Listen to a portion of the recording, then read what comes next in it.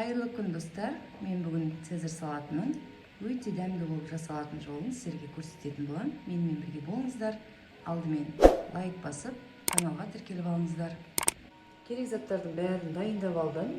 Описаниеге жазып кететін боламын, сол жерден қарап аласыздар.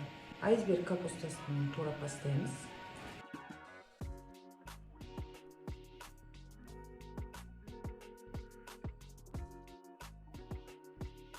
Айсберг капустасын осылай турап табағымызға салдық. Енді үстіне жұмыртқа тураймыз.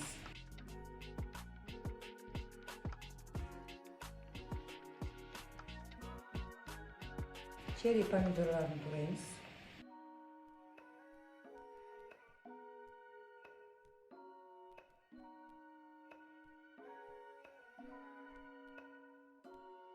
Тауықтың төс етін маринадтап пешке пісіріп алдым. Қалай маринадтайтынымды описанияға қалдыратын боламын.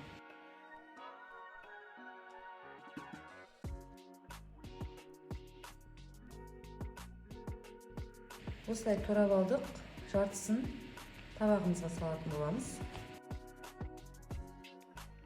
Салатымыз осылай дайын болды. Енді осының үстіне соусын дайындап саламыз.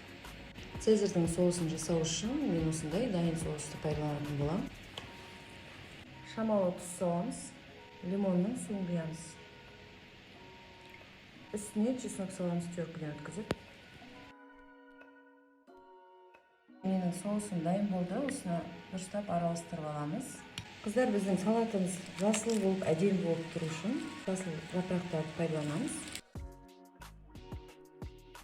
Дайын салаттың үстіне соус құйып араластырамыз.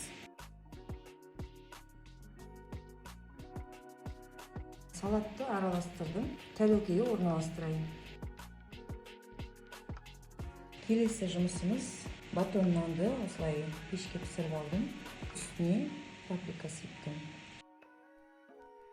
Үстіне сыр жібереміз. Алып қалған құстың төс етін осылай әр жерден қоямыз.